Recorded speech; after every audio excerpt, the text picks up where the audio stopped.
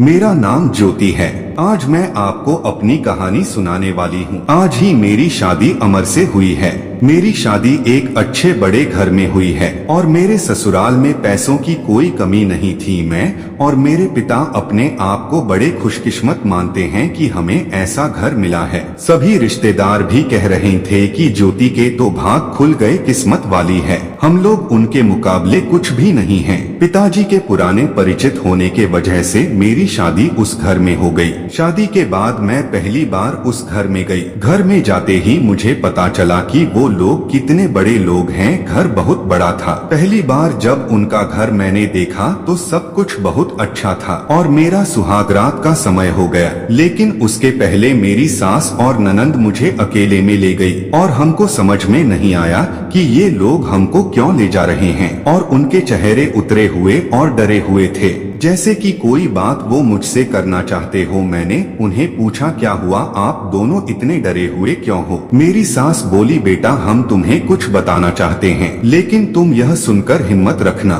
साथ ही मेरी ननंद भी बोली कि अब हम जो तुम्हें बताने वाले हैं वो बात हम तीनों के बीच में ही रखना। यह बड़ा घर है, यहाँ पर बात को फैलने में ज्यादा समय नहीं लगता है और वो बात सबके सामने आ गई तो हमारे घर की इज्जत मिट्टी में मिल जाएगी। अब तुम इस घर की बहू हो और तुम्हें इस घर का मान रखना होगा। उनकी बातें सुनकर मैं सच में थोड़ा डर गई और मुझे समझ में नहीं आ रहा था कि वो लोग क्या बोलना चाह रहे हैं। मैंने कहा, आप क्या बात करना चाहते हैं, वो बात बताइए। मेरी सास बोली कि बहू मेरा बेटा मर्द नहीं है। उनकी यह बात सुनकर मेरे होश उड़ गए। उन्होंने कहा कि मैं जानती हूँ कि तुम सोच रही होगी कि फिर हमने तुम्हें क्यों फंसाया, लेकिन हमारी भी मजबूरी है।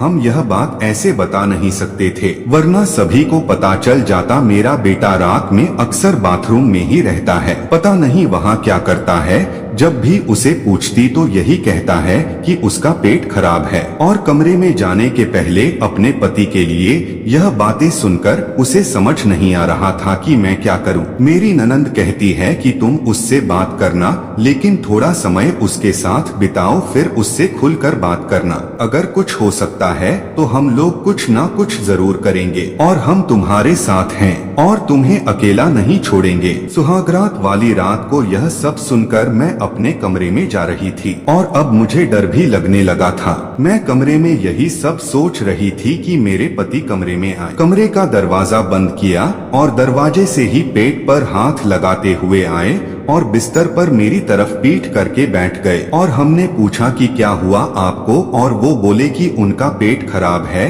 और कुछ ही सेकंड में वो उठकर बाथरूम में चले गए। बिल्कुल वैसा ही हुआ जैसा कि मेरी सास ने मुझसे कहा था। और मैं सोचने लगी कि पेट खराब होता तो थोड़ी देर बाद वो बाथरूम से बाहर आ जाते, लेकिन वो करीब 1 घंटे तक बाथरूम में ही है। मैं बाहर चुपचाप अपने बिस्तर पर बैठी रही, उन्हें मैंने आवाज भी नहीं दी। बस यही सब सोचते सोचते मैं बिस्तर पर लेट गई। करीब 2 घंटे बाद वो बाथरूम से निकले। मेरा अब उनसे बात करने का मन ही नहीं था। मुझे लगा कि मेरे साथ धोखा किया गया है। वो भी चुपचाप अपने बिस्तर पर जाकर सो गए। सुबह मैं अपने आप को खुशकिस्मत मान रही थी और रात होते होते अपनी किस्मत को कोसने लगी। सुबह मैं जल्दी उठी और बाथरूम में गई। बाथरूम में जैसे ही गई तो मेरे होश उड़ गए, क्योंकि बाथरूम में एक नई नाइटी थी, साथ ही मेकअप का सामान था। मुझे समझ में नहीं आ रहा था कि ऐसे इंसान से मेरी शादी क्यों करवा दी। सुबह मेरी सास और ननंद ने मुझसे पूछा, क्या हुआ बेटी रात में? मैंने कहा, वही हुआ जो आपने बताया था। यह कहकर मैं रोने लगी। मेरी ननंद ने कहा, माँ मैं कह रही थी ना, ऐसे किसी लड़की की जिंदगी खराब मत करो, लेकिन तुम सभी ने तो मेरी बात नहीं मानी। अब क्या ऐसे ही भाभी घुट घुट कर यहाँ रहेगी? मेरी सास बोली कि बेटा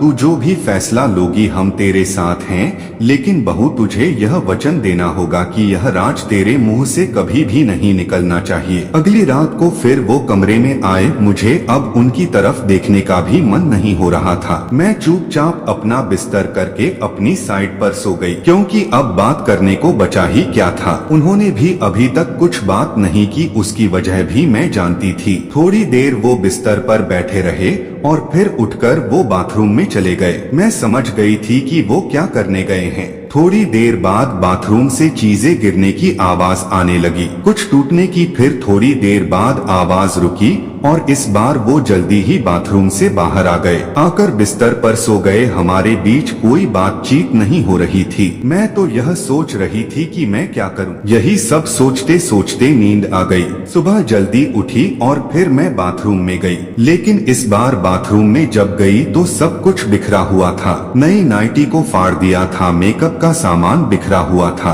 बाथरूम के कचरे में एक कागज भी था जिस पर लिखा हुआ था टू माई ब्यूटीफुल वाइफ। मेरे मन में अब शक हो गया कि यह सामान और कपड़े कहीं मेरे लिए तो नहीं रखे हैं। लेकिन फिर मैंने सोचा कि मेरी सास और ननंद मुझसे झूठ क्यों बोलेगी। अभी मैंने उनसे कुछ बात नहीं की। सुबह मेरी सास और ननंद फिर मुझसे सहानुभूति जता रही थी। मुझे उनकी बातों से लगा कि वो चाहती है कि मैं अमर को छोड़कर इस घर से चली जाऊं। मुझे अब मेरी सास और ननद पर शक हुआ। मैंने घर की पुरानी नौकरानी से बात की। मैंने बातों बातों में उससे पूछा कि अमर कैसे हैं। वो बोले कि वो तो बहुत सीधे साधे हैं। उनकी माँ और बहन तो चाहती थी कि उनकी शादी उनके बहन के पति के रिश्तेदार से हो। बहन और माँ तो बहुत कोशिश की, लेकिन उनके पिता नहीं माने और उनके दोस्त के परिचित यानी आपसे शादी करवा दी। वो दोनों तो आपकी शादी के खिलाफ थे। कई दिनों तक घर में विवाद भी हो जाता था, लेकिन तुम्हारे पति अमर ने कहा कि पापा जो बोले वही करते हैं। मुझे अब पता चल गया था कि मेरी सास और ननंद मुझे क्यों भगाना चाहते थे,